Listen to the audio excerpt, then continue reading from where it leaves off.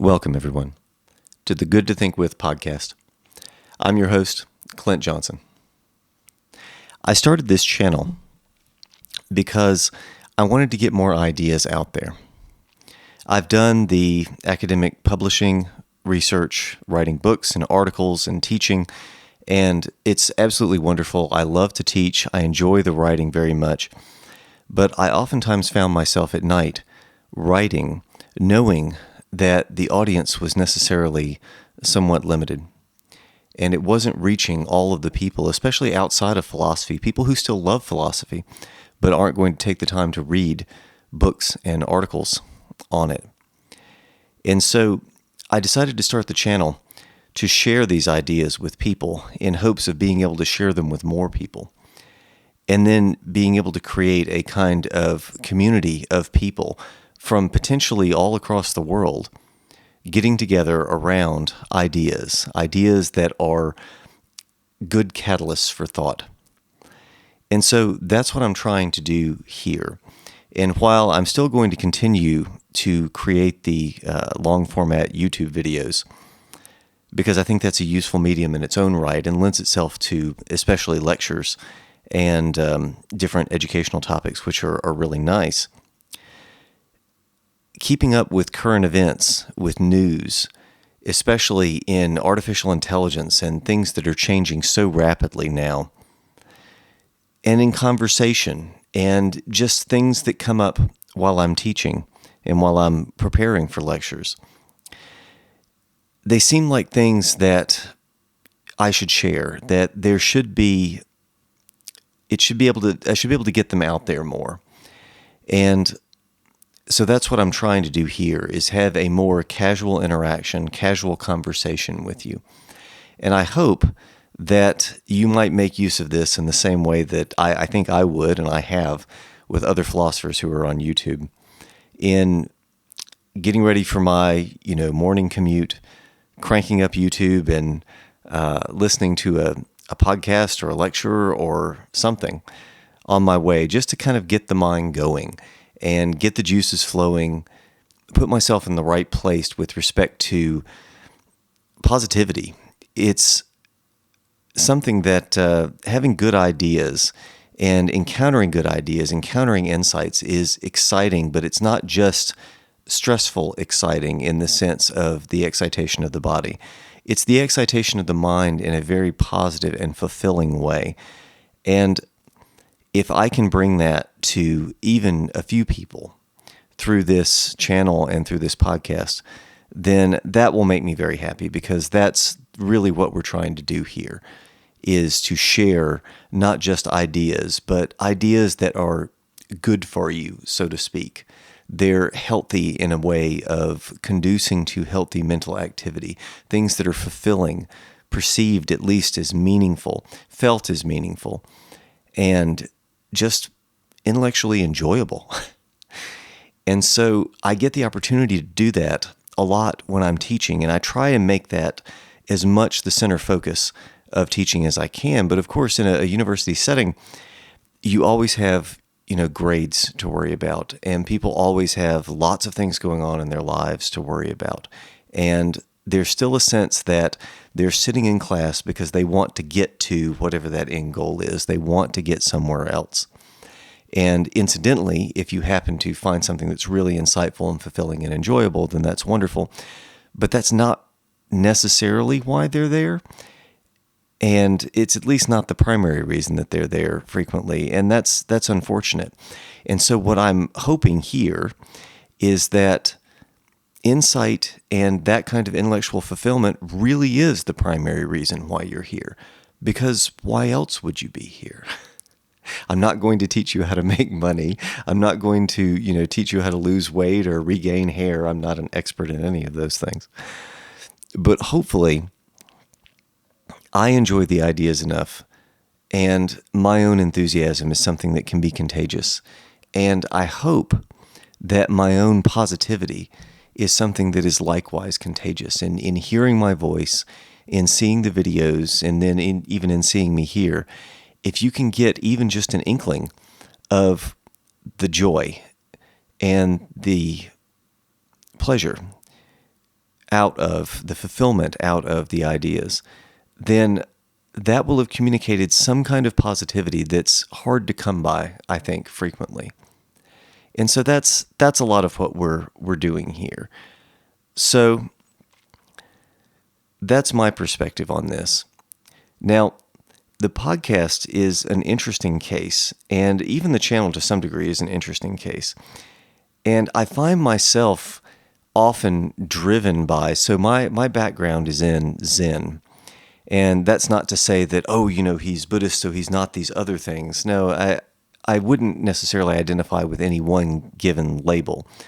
But I am a big fan of Zen practice, in the same way that I'm a big fan of meditative and prayer-based practices of all stripes. So that's the direction that I'm coming from with this. And I often find myself informed by a certain optimism, but it's not a Candide-like optimism. This isn't a Voltaire-like optimism, of course, nor is it even a Nietzschean optimism. It's not this sort of thrust to go and conquer and do something and really get somewhere. That's really not it. It's more of a just kind of breathing it in, here and now. Let's do something positive. Let's have a good conversation. Let's talk about a good idea. And that moment of fulfillment and joy is really what it's about. And the real barometer for that kind of thing for me goes back to an experience that I had when I had the opportunity to actually see the Dalai Lama in person. This is a number of years ago now, when he came to the United States. And he was speaking at this giant park, this giant amphitheater-like setting. And you had people from all over, and he was supposedly this, he had, I guess, been adopted, or at least his travel had been paid for by a university. And the university was very proud to be associated with the Dalai Lama, of course. I mean, who wouldn't be? But it was funny because the university president got up there and spoke and said all of these sort of typical university president things about how honored they were and how proud they were to have association with this unique man. And the wonderful thing about that was that he was immediately followed by the applause and the Dalai Lama coming on stage. And when he came on stage, he had that typical, disarming smile and just kind of raised his hands as if to say, my goodness, don't make a fuss. That's quite enough. Come on, let's talk as friends, sort of thing. And it was just such a disarming thing, and a peculiarly effective, and I don't know how to describe it, a very pure and happy sort of man who was just there and not under any kind of pretense. And so that disarming smile and laughter and being very much there with what he was saying and what he was doing and not concerned with all of the other worldly things. I mean, from the very first smile, before he even said anything, all of that was communicated. And so I just have always thought that was such a wonderful thing. And you get this occasionally with religious leaders, it seems like, especially, where you have one that's like this, and just the smile, just the way that they look out over the audience when they first start talking, just communicates volumes. And that's the sort of thing that I have in mind. And that's always the approach that I take when I go into class as well. And I think it's funny, I haven't heard anyone actually say this yet, but I'm very energetic when I teach and very happy. And it's such a pleasure to be able to do it. And so I have a feeling a lot of the students leave the first lecture saying, he can't possibly be like that all the time. Is he really like that? Is that, and then they come back for the second and the third time, and it's like, yeah, that really, he really is like this all the time. So it's funny, occasionally I'll have people that come and visit the class, And I have a feeling that's what's going on, is that somebody will say, "Okay, you've got to see this. This is wild." But that's what I have in mind, and it's all, the whole thing is guided by, and this is always sort of in the back of my mind, and I think of this as a kind of I don't want to say more positive or healthier, but at the very least more savory version of a memento mori, in the sense of, like having a skull on one's desk always reminds you of mortality and keeps you in the present moment, in the here and now, and not worried about planning for a life that you want to live that will never actually get there. This, I think, is a little easier to take.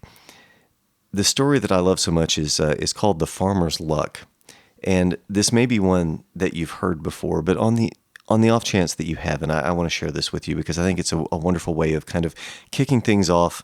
And if there is any story that gives you a nice entry point into getting to know me and how I think, then I think this is an awfully good one. So it begins. There once was an old farmer who'd worked his crops for many years, and one day his horse ran away. He heard the news, and upon hearing the news, his neighbors said, "Oh, such bad luck, such bad luck." "Maybe," the farmer replied. The next morning the horse came back, bringing with it 2 other wild horses. "Such good luck," the neighbors exclaimed. "Maybe," said the farmer. The following day, his son tried to ride one of the wild horses, was thrown off, and broke his leg. And again the neighbors came and cried out, "Oh, such bad luck." "Maybe," answered the farmer. The day after that, the governor had sent military officials to the village to draft young men into the army. Seeing that his son's leg was broken, they passed him by. "Such good luck," cried the neighbors. "Maybe," said the farmer.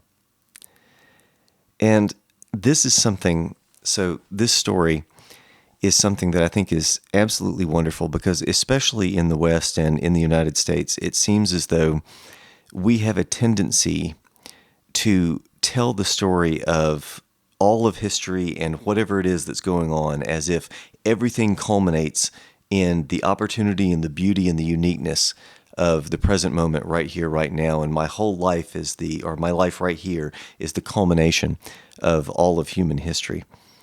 And it puts a tremendous pressure on each individual thing that happens.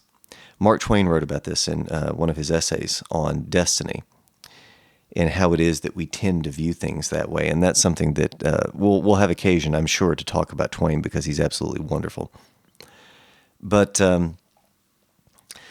even leaving that aside, I think we have a tendency to view uniquely bad events in our lives as though it were possible to have all of our lives stay the same, but just surgically remove that one bad event, as if it was possible to get rid of that one nuisance, that one thing that we don't want, and leave everything else the same, as if there were no butterfly effects, as if we could, really optimize and improve absolutely everything to get the greatest efficiency and performance, and et cetera, et cetera.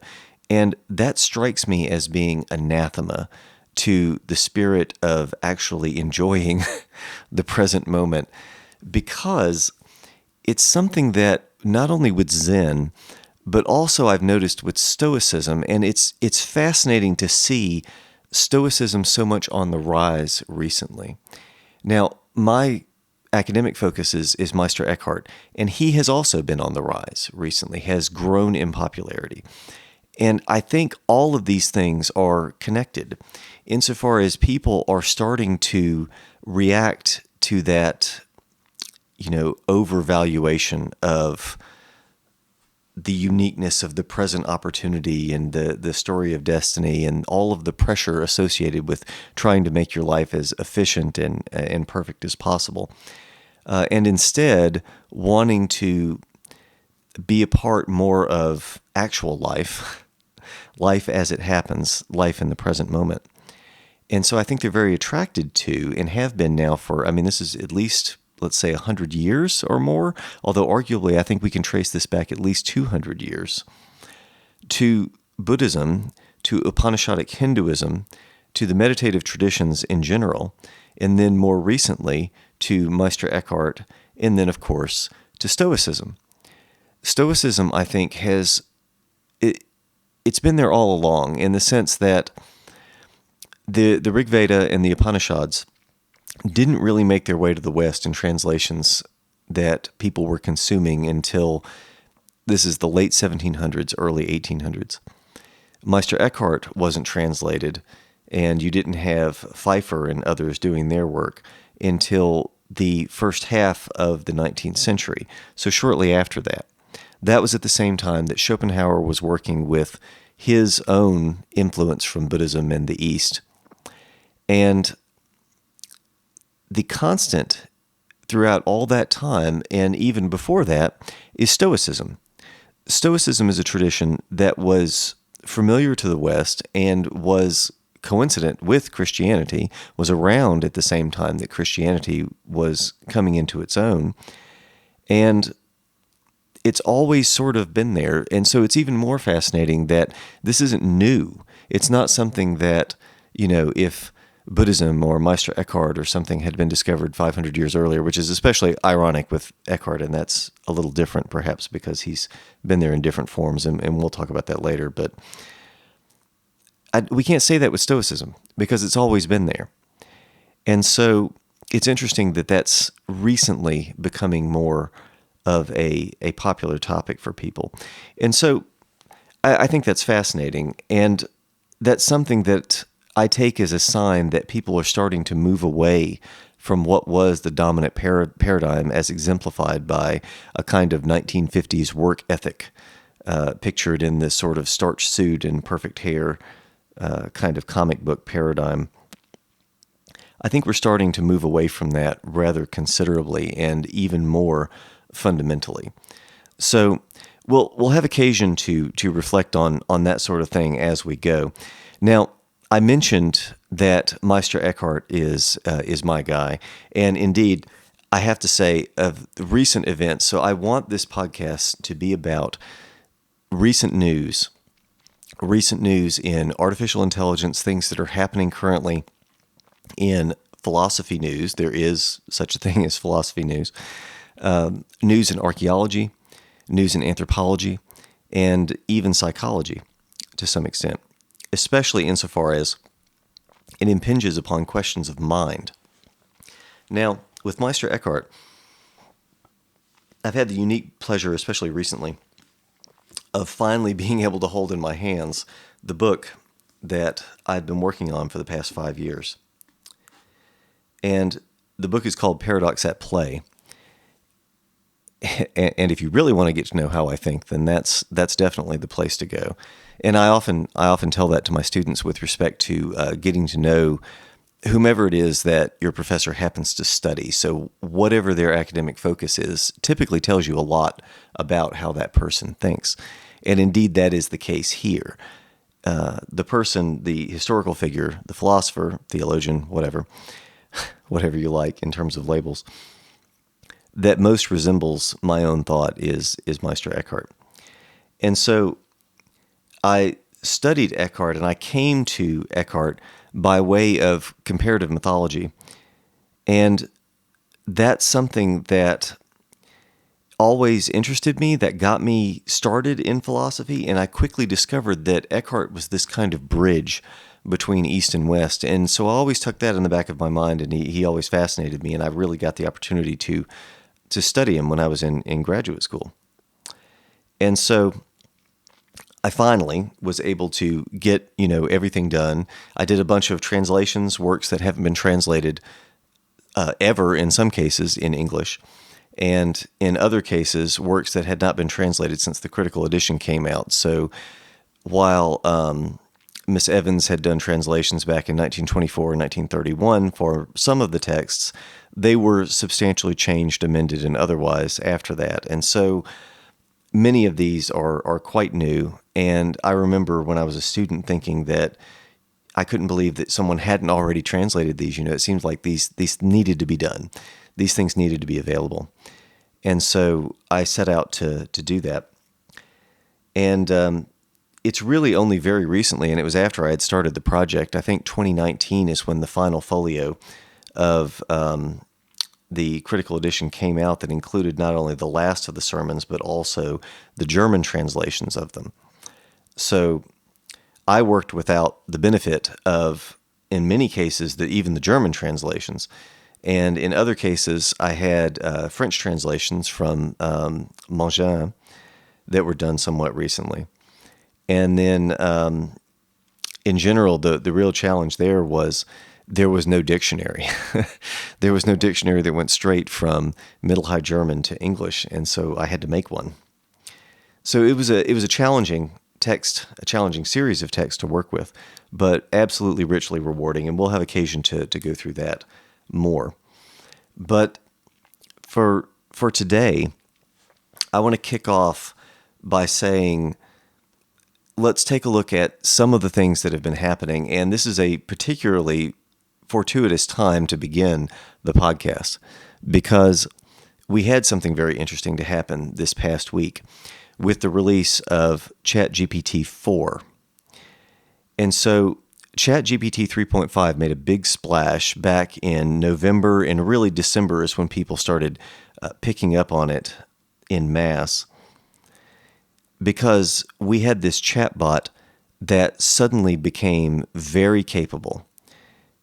And my understanding of this is that you have smaller versions of this. You have smaller language models where it tries to predict the next letter or the next word that is likely to be said. And this is done by way of the transformer and, et cetera, et cetera. This is not a computer science thing, right? So I'm more interested in the impact that these ideas are having than the nuts and bolts. You can find the nuts and bolts in many, many places. But I haven't seen as many people talking about the philosophical significance of the ideas and understanding those, especially in the context of philosophical history. By virtue of my study of Meister Eckhart and my focus in general, my area, if it has a name as a subdiscipline, is the history of philosophy. And so I am interested with all of these ideas, and especially with artificial intelligence, in their context of the history of philosophy. And this is not just as a kind of historical eccentricity, it's because frequently we can see some of what's coming a little bit better and understand more of what's going on in light of how similar revolutions, similar technologies, and similar things have affected us in the past. And so that's the perspective that I approach this with, and I hope that's useful. It certainly seems to be unusual. That was part of what convinced me to do this, is that I have conversations with people all the time around the university with respect to artificial intelligence, and not just the language models, but machine learning generally, and have been working in this for some time. I worked with professors from Mississippi State University and Boston University a few years ago on this sort of thing, not only with ML, but also with hybrid systems, so hybrid machine and human learning systems, trying to push the boundary of, erase the boundary, at least blur the boundary between man and machine, between self and other, so as to get a new perspective on learning and try and better understand what it is that's going to happen and how we should think about interacting with the machines and what that's going to mean, not only in terms of learning and technology, but also what it's going to mean in terms of us as humans. How is it going to change what it means to be human? How will it change our perspective on self and world orientation? Those are all very interesting questions. And what I'm excited about, and I was excited about with the release of ChatGPT4, is that we had what was supposed to be a multimodal version of it, where it was moving away from just using words, so just being able to handle text, and now being able to handle images. And this is a bigger deal than it might seem on the surface. Especially given that last year saw a proliferation of technologies with respect to DALL-E and Stable Diffusion and Midjourney and the others, everybody sort of knows that you can do text-to-image AI.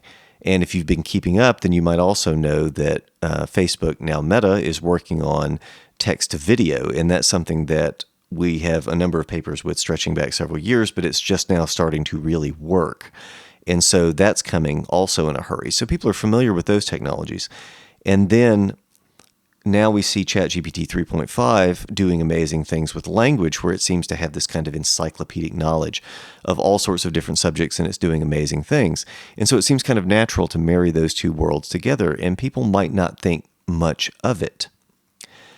But it is a big deal. And it's a big deal in the same way that there are certain technologies that when they're combined together produce a completely different effect than they have on their own. And even if you have them sitting side by side on your desk, having them integrated into a single device, or in this case, into a single agent, a single intelligence, that causes a profound change in terms of how we use it, and in this case, perhaps, hopefully, what it is even.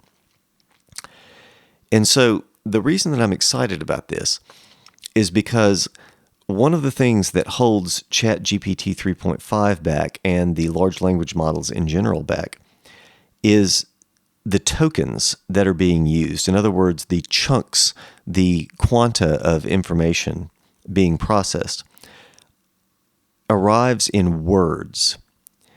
And this was simultaneously, first of all, a brilliant way of approaching things, in the sense that we can do a lot with words. And so that is in itself very, very powerful, because conversation is the medium for exchange of almost any kind of idea. It's amazing what you can get through just in words. And so that's a great start. That in itself is impressive. Even more so when you think that a lot of things can be translated into words. And I can go off and have an experience that you've never had, or do something that is totally different than anything you've ever seen, and then come back and tell you about that thing in words.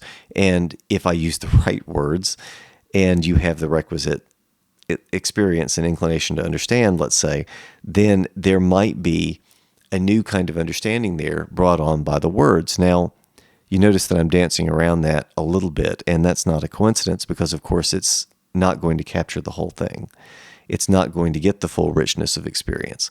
And so while words are a brilliant first choice to try and get us to really a high level of human interaction and technology and possibilities of doing things, bigger, better, faster, stronger, et cetera, et cetera. While that is the case, it's not going to get us to a truly human level of intelligence, because it seems to be the case, at least, and I don't see any way around arguing that this is the case, that the human mind doesn't just work in terms of language.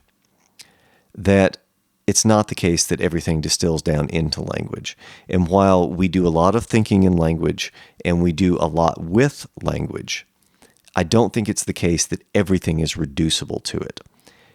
And so language is at least coeval and occurs alongside and intertwined with emotion, feeling, experience, and vision, embodiedness, and so on. And that's something that has become increasingly obvious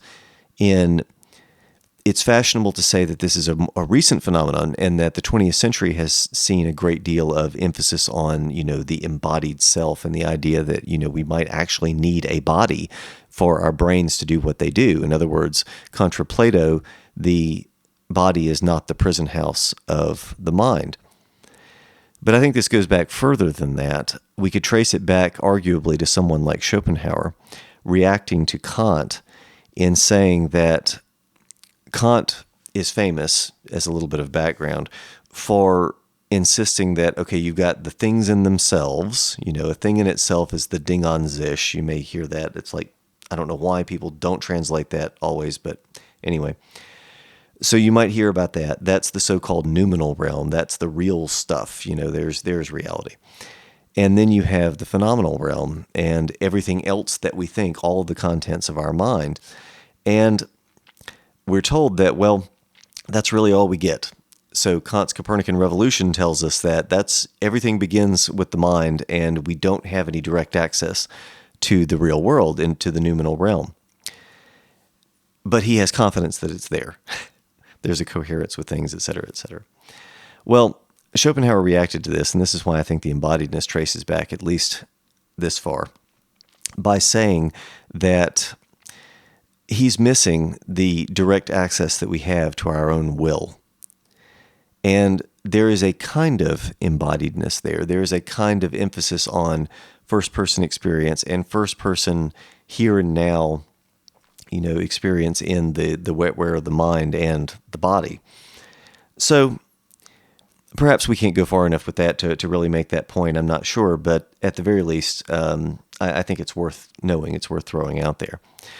So it's reasonable, I think, to assert that ChatGPT and the other language models are not going to be able to get to intelligence, sentience, rather, human-level intelligence, which is a kind of singularity based only on words. I think we're going to have to do more than just words.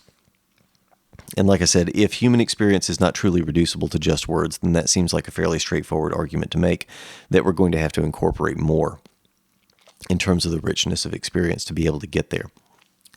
Now, a couple of things are worth saying on this. First of all, the human mind as a singularity. I think one of the ways of understanding human consciousness and human thought is as a kind of singularity with respect to and I'm going to steal Andy Clark's term here, I absolutely love it, scaffolding. And this idea is that we build concept upon concept. And once I have built a concept and I've tamed it and made it familiar, so I've expended conscious energy on it, thinking about it, I've made it familiar and now I understand it and I can use it, then once it is habituated as such, I don't have to think about it anymore. And when I don't have to think about it anymore, I can use my conscious energy for something else. And so I stand on top of that as part of a scaffold, and I start building the next layer. And then I stand on that, and then I stand on that, and so on, turtles all the way down, so to speak, or all the way up in this case, right? Because we like the metaphor, up is good. With a brief nod there to Lakoff and Johnson. Anyway. So that's one thing that helps, I think, to elucidate what's special about human cognition and why it is that we don't see the same thing in the animals. Why it is that humans are so genetically similar, so otherwise very similar in terms of capacities, but then all of a sudden we are profoundly different in terms of intelligence. What happened? What is it that we can do that the animals can't do? And this is sort of a modern-day rendition, if you like, of Aristotle's ergon, right? Where you have the function of the human is to reason. And here I would say something like that, in that what is unique about our minds, one way of understanding what's unique about our minds, in contrast to the animals and the rest of the world, is this ability to scaffold concepts, to build one on top of another, and to do that without limit. And that's something that really we don't, I think, and this is a real problem for the machine learning community, we don't have a good analog for that yet in machine learning systems. We don't have a situation where they are building concept upon concept and then relegating things to habit and then starting to use that energy to work, the conscious energy, so to speak, to work on new things, to learn new things, and then to keep building upward and upward. Because of that, they're all sort of learning everything all at once. And so that's part of the problem with the current language models, is that we're looking at, what is it? 175 billion parameters, 530 billion parameters, and now rumors of in the trillions. At a certain point, it seems like there needs to be some kind of compartmentalization and some kind of, okay, we've learned this, now let's, set it aside and use it and maybe even transfer it, make it possible to transfer that expertise in vivo to the creation of other things. And so it's interesting because we see some emergent properties with ChatGPT 3.5 that it wasn't clear that we were going to see based on the current paradigm. And that's exciting. I enjoyed being surprised by that it was possible for it to do some of the crazy things that it's able to do. So that's exciting. And I do have to soften what it is that I'm saying there with the tokenization in words. I mean, it's possible that the tokenization in words is a kind of gateway to other substructures that are not actually understood in terms of a tokenization of words. So that's at least a possibility that lies open, I suppose. But at the very least, it seems like the direction of going multimodal is really exciting and something that makes a great deal of sense. The problem is that the way that it seems to have been done, based upon the press release, the talk that OpenAI did this past week, is that they are working with another company to do the images, and then I don't know if it's just glommed on top. I hope it's not that simple. I hope it's something more sophisticated and interesting than that. But if it is the case that you still have ChatGPT getting better and better with words, and then they decided to just kind of glom something onto the outside of it, basically by taking an image, whatever it is, and translating it to text, and then feeding it into the language model that already understands text. I hope it's better than that. And I think we have reason to believe that it might be. But at the very least, that would not be multimodal in the same way. That would not be as impressive in terms of really integrating those different senses, those different fashions of information, the real meaning of the word multimodal. So there's that, and we'll keep up and see if we can find, hopefully, more news on that in the near future, because rumor has it that Bing is going to be doing something similar, and that, of course, I'm sure Google is working on it as well. Okay, now I have also contended that there will be a kind of singularity reached with respect to these large language models now, that they are able to act like human agents and human experts. This is especially nice and especially exciting with ChatGPT4, because it has the ability to take on personalities, to act as an avatar of different kinds. And so you can tell it what personality you want it to adopt, how you want it to act, and it will do that. Well, what's exciting about that, of course, is that means it can take on different personae. It can put on different masks and act in different roles. And of course, my first thought, and I haven't heard anybody else really talk about this much, but my first thought was, wow, that means that we're going to be able to construct AI companies.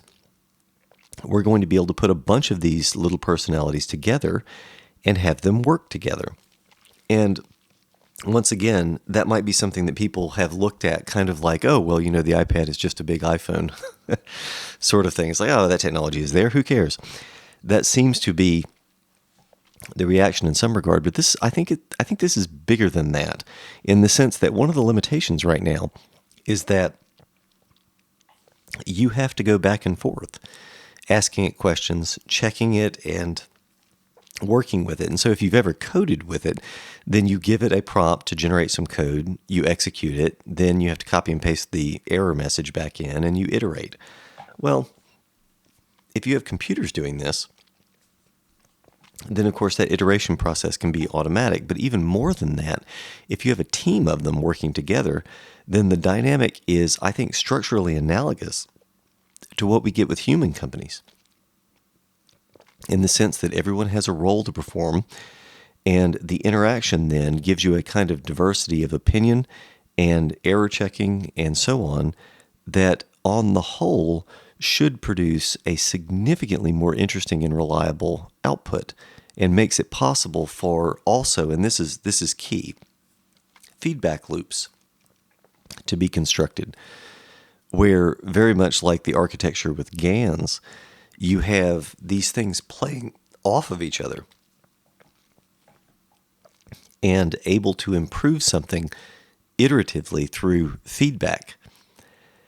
And this is something that I don't know if you've ever played with this, but ChatGPT can do this, where you can ask it to write something, ask it to write an essay on a topic. If you then just literally copy and paste its own output back in as a prompt and say to critique this essay, it's not perfect. And it knows that it's not perfect. It will find the flaws in it, which is fascinating. That means that it can iterate on its own work. Even more so if it's possible for it to take on these different personalities. So I'm very excited about that. And of course, not only are the feedback loops the sort of thing that can go on in perpetuum, right? You could just do that forever. It's also the case that you can continue to layer these personalities on top of each other and create entire populations of these things working together.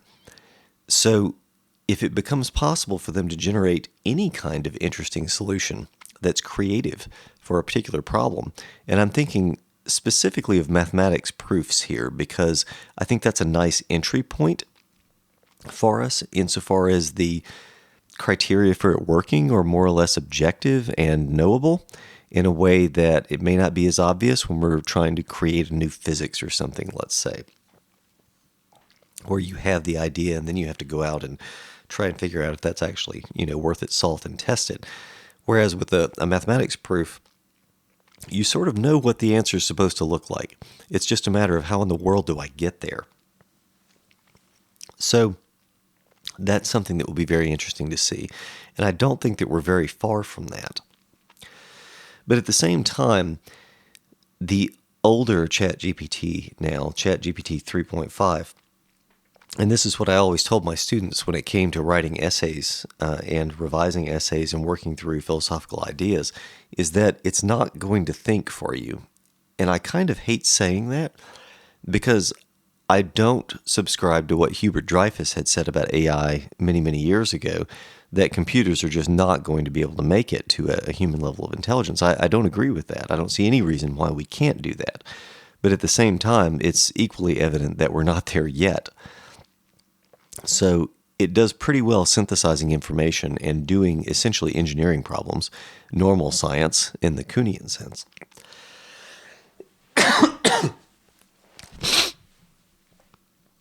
Pardon me. But it's not going to create the new ideas. It's not going to create new physics for us, I don't think, yet.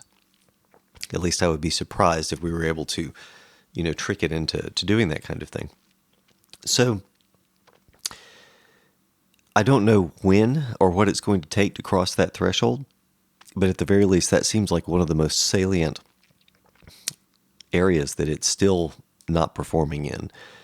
And so while we're going to be able to do amazing things with normal science and push that forward faster and much more thoroughly and in an individualized form that we've never been able to do before, and that's exciting for a million different reasons, creating new mathematics, new physics, new philosophy, I don't think we're there yet.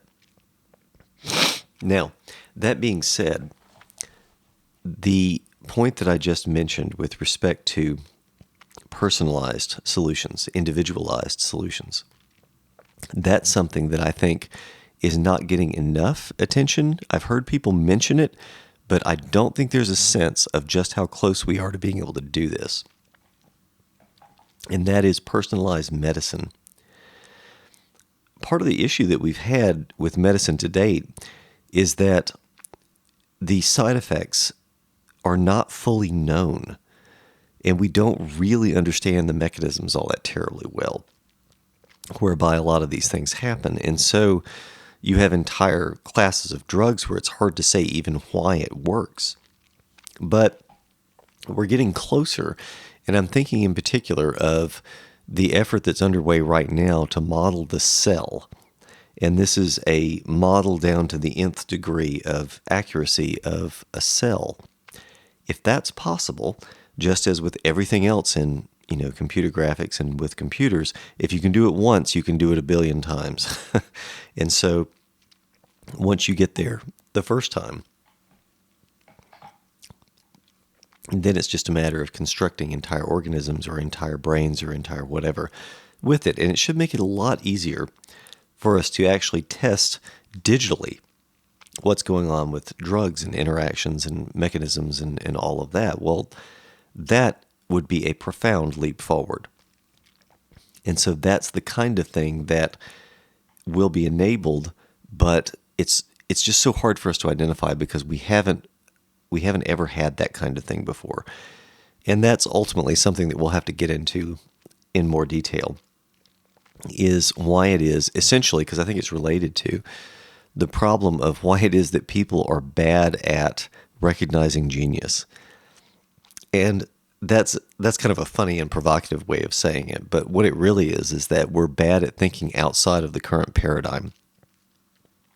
And so if you have a Nietzsche or you have an Einstein or a Feynman or a whatever who's thinking outside of the current paradigm, then oftentimes they're reviled for it and they're not treated very well, which is unfortunate. And but it's predictable, sadly, that this is the case. And it's because we are just not good at thinking outside of the current paradigm and seeing what's going to happen or predicting what's going to happen with something that's genuinely new. And I think we get this in spades with new technology and AI. And so you've got people who, like, for instance, Ray Kurzweil, who, I mean, I love Ray. I love hearing him because there is a certain kind of, I take a certain kind of joy in hearing someone try and broadcast a sentiment that is so much in contrast with our current paradigm, our current way of thinking. It is meant to kind of, hopefully jar us out of our traditional way of thinking and get us to recognize that, hey, something big is happening. This is going to be different than you might think. In other words, your intuition is going to fail you here. And I think Ray is great at pointing that out and using, mathematics and statistics and news and all otherwise to justify it. And I hope he's right about the things that he's saying, honestly, because they're happening a lot sooner than I think a lot of other people in the community are predicting. And he said the one that stands out to me is general artificial intelligence in 2029. I hope so. I hope that we can get there that quickly. So anyway, that's kind of interesting. But the questions regarding transhumanism and the advances that are going to be catalyzed by artificial intelligence, I think, are really hard for us to be able to get our minds around just how rapidly things are going to change. And I'm reminded of a story from history with this, and this could be said of almost any time, but I heard this specifically with regard to the 100 Years' War, that, if you talk to someone who was just a peasant, a working class person during that time, they would have had no idea that profound changes were on the horizon and had very little to no awareness of what was going on, aside from the fact that it looked like the world might end with war. And it's fascinating to me because I feel like we're in the same situation now where people walk around and go about their daily lives not having any idea what is going to happen and just how big some of the changes can be with this technology. And to kind of grease the skids of thinking there and motivating that idea, technology that has arrived in different forms for us that has been very profound. I mean, think of things like, electricity, and then air conditioning and flight, and I mean, things like that. Those are amazing in their own right and have been world-changing. There's no doubt about that. But they also have not affected every industry. Their scope is still, even if it's broad, it's somewhat limited. It doesn't affect all of humanity, and it's not necessarily going to transform what humans are in the same way. At least not in a genetic sense, biological sense, and so on. I mean, there's more that we could say about that. But what I'm trying to get at here, of course, is that the comprehensive change that we are up against with respect to AI right now is of a scale and touches things all across the human experience in a way that we've really just never experienced. We have no way of having perspective on something like this because we have no experience with it. There's no history of it. There's no record of anything like this happening. What's going to happen when it's possible for us to change what it means to be human, and some of those tailored techniques for medicine start solving really serious problems in terms of being able to alter, let's say, brain chemistry and turn down jealousy, envy, anger, anxiety, depression, and then turn up, who knows, the other side of that, right? Creativity, positivity, happiness, joy, love, empathy. What's going to, in intelligence, as an add-on at the end, right? What's going to happen? What's going to happen when we can actually modify those things? How fast is humanity going to change when it's possible to do that? The analog to this, I think amusingly, is the creation of eyeglasses. So corrective vision through optics. That's something that, okay, well, if we think that we're going to correct nature, if we think that nature is the sort of thing that should be corrected, and that sounds funny to us now because we're like, yeah, of course, if I if I have bad vision, if I get glasses, if I could take something to regrow hair, or if I could do whatever, then everybody would just kind of do it. Nobody thinks about it. But that wasn't the case for the longest time, right? I mean, people looked at a world of divine providence and said, this world was made by God in, the best of all possible worlds sort of thing, to anticipate Leibniz later on. And so why would I want to correct God's creation? And that changed at a certain point where people were then willing to say, okay, never mind, alongside Francis Bacon, nature needs to be corrected. So let's do it through technology and do it through science. And that has been the approach. So now, what's going to happen when we're doing that in a more fundamental way that actually changes what it means to be human? I think the questions of transhumanism are going to become much more interesting in the near future because of the very simple reason that it's going to become much more possible to do that kind of thing. All right. So I hope you've enjoyed some reflections on recent news, recent events, and in this case, a good bit of artificial intelligence with a little bit of Zen in the beginning to kind of kick things off. Next time, I want to address any other news in artificial intelligence, anthropology, philosophy, psychology, and so on, and other ideas that come up alongside those. And I hope that you will find some goodness in this. I hope there will be some kind of meaning and positivity that can come out of it. And ultimately, I hope you find the ideas good to think with. I'll see you next time.